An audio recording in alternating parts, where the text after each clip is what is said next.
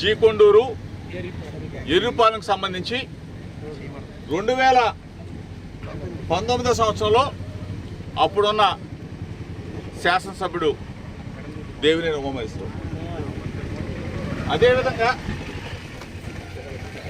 2022 సంవత్సరంలో అప్పుడున్న శాసనసభ్యుడు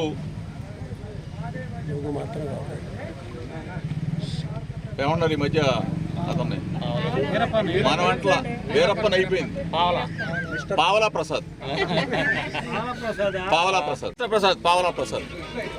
అంటే ఇద్దరు శాసనసభ్యులు శంకుస్థాపన చేశారు.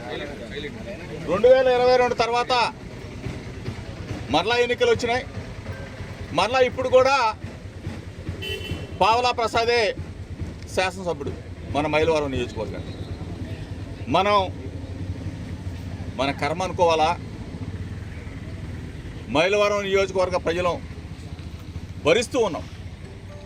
ఈరోజు లోయలో సుమారుగా 7-8 గ్రామాల ప్రజలు గత 10 సంవత్సరాల కాలం నుంచి కూడా పడుతున్న ఇబ్బందుల్ని మీడియా మిత్రుల సమక్షంలో రాష్ట్ర ప్రజలకి, మీడియా మిత్రుల సమక్షంలో గౌరవ ముఖ్యమంత్రి చంద్రబాబు నాయుడికి, చంద్రబాబు నాయుడు కొడుకు లోకేష్ ఈ మధ్య ట్వీట్లు పెడతా ఉన్నాడు. ఎక్కడన్నా రోడ్డు బాగోపోతే నేనే చేసేసానని చెప్తున్నాడు. వెళ్ళడంలో కూడా ట్వీట్ పెట్టాడు. కానీ అది కూడా మీకు ఒక వారం రోజుల తర్వాత మళ్ళీ చూపిస్తాం. ఈ రోజున ఈ కందులపాడు మీదుగా జీకొండూరు మీదుగా ఎర్రుపాలెం వెళ్ళే ఈ రోడ్డు గత 10 సంవత్సరాలుగా 7-8 గ్రామాల ప్రజలందరూ కూడా కొన్ని వేల మంది ప్రజలు పడుతున్న ఇబ్బందులను ఒక్కసారి మీడియా మిత్రుల ద్వారా ప్రభుత్వానికి తెలియజెప్పాలనే ఉద్దేశంతోనే ఈ రోజున ఈ కార్యక్రమం తీసుకున్నాం. పరిస్థితుల్లో శాసనసభ్యుడు ఉన్నాడంటే వైఎస్ఆర్ కాంగ్రెస్ పార్టీగా మేం చెప్పట్లా, తెలుగుదేశానికి ముఖ్యమంత్రి నారా చంద్రబాబు నాయుడు గారికి అతి సన్నిహితమైన ప్రభుత్వాన్ని నడుపుతున్న ఛానల్ TV5 ఒకసారి మీరు అందరూ కూడా వీక్షించుంటారు. ఈ పాటికే 3 స్టోరీ బోర్డులు వేశారు. ఒకటేమో బామ్మరిదా మజాకా, నిన్న కాక మొన్నేమో మిస్టర్ 25%, అంటే పావలా వాటా ఏముంది కృష్ణప్రసాద్ అనే వ్యక్తి ఏ పని కూడా చేయడని చెప్పేసి వైఎస్ఆర్ కాంగ్రెస్ పార్టీగా మేం చెప్పలా, జోగి రమేష్ గారు నేను చెప్పలా, TV5 బిఆర్ నాయుడే చెప్పాడు. స్పష్టంగా నియోజకవర్గ ప్రజలందరూ కూడా గమనించమని చెప్తా ఉన్నాం. మైలవరం నియోజకవర్గంలో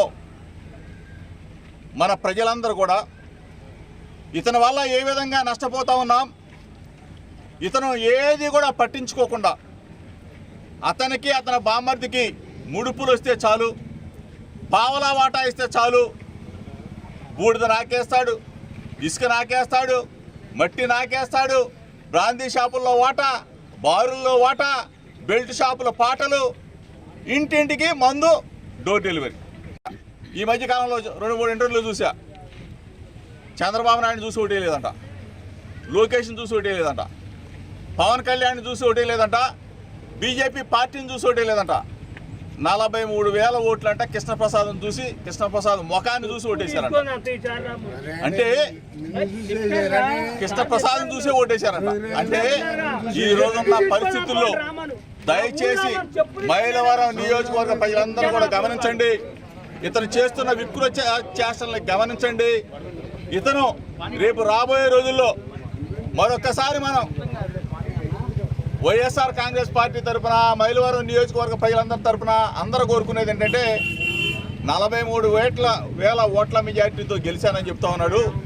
ఒక్కసారి 2029లో కూడా కృష్ణప్రసాద్ గానే గెలిస్తే, కృష్ణప్రసాద్ గానే నిలబడితే, అంటే బీఫాము మరి ఆల్రెడీ ఇస్తాడో లేడో తెలియదు కానీ చంద్రబాబు నాయుడు ఈ పాటికే నాకు తెలిసి 5 ఎమ్మెల్యేలు ఉన్నారంటున్నారు. ఇక్కడ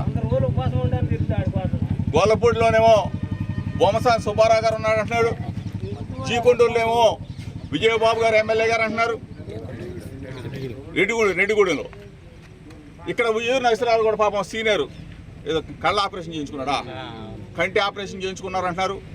మా ఇబ్రహీంపట్నంలోనే మా సీతారామ కూడా జంపాల సీతారామ గారు కూడా ఎమ్మెల్యే అంటున్నారు. చంద్రబాబు నాయుడు గారు ముఖ్యమంత్రి కొడుకు సంవత్సరం నుంచి కోతలకు వస్తామన్నారు. దయచేసి మీరన్నా దయచేల్చమని. చంద్రబాబు నాయుడు మాటలు చెప్తాడు, పనులు మాత్రం చేయడం చెప్పేసి ఒక పేరు ఉంది. ఈ లోయ రోడ్ని మీడియా మిత్రుల ద్వారా చూసైనా సరే దీన్ని ఇమీడియట్గా పనులు స్టార్ట్ చేయమని చెప్పేసి ప్రభుత్వాన్ని విజ్ఞప్తి చేస్తా ఉన్నాం. ఎలాగైనా